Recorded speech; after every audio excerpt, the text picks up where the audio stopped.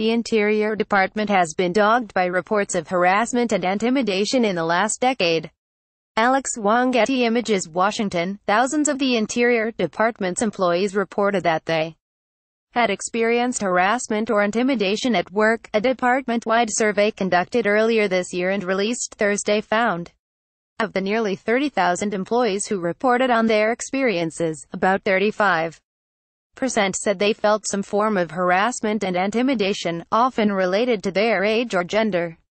More than 85% of those employees said they had to continue to interact with the person responsible for the mistreatment. This is a breach of public trust, said Interior Secretary Ryan Zinke in an interview, adding that he had personally fired 4 people over accusations of harassment. Harassment, intimidation, is a cancer that can destroy even the best organizations. In the survey, 8% of employees reported UAL harassment, 20% reported negative treatment based on their age and 16% based on their. About 44% of the department's 70,000 employees responded to the survey. It has to start from the top, Mr. Zinke said, but we have to remove this cancer immediately because it is distracting from our ability to successfully carry out our mission. Department officials are working to strengthen the policies on harassment based on the survey results, and have trained about 100 employees on how to conduct investigations into allegations. Over the last decade, the Interior Department has primarily been dogged by reports of harassment and intimidation within the National Park Service.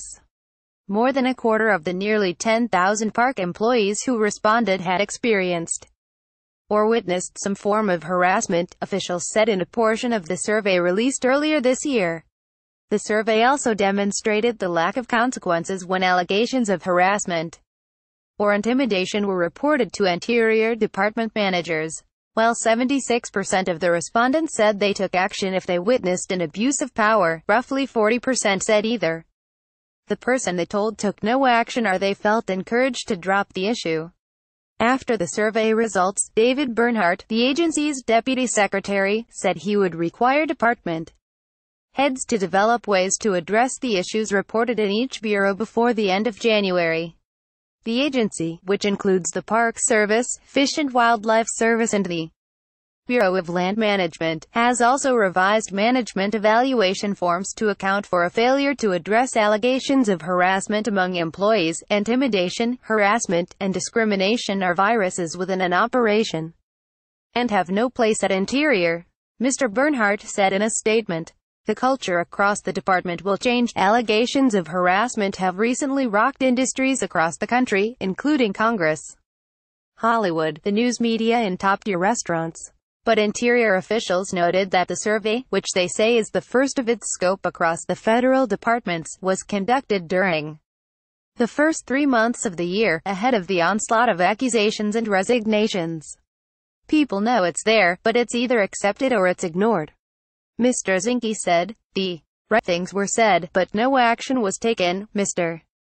Zinke declined to comment on the multiple allegations of UAL misconduct facing President Trump, refusing to comment on what he called media speculation and hype. More than a dozen women have said they experienced some form of harassment from Mr. Trump before his candidacy, ranging from crude remarks to groping.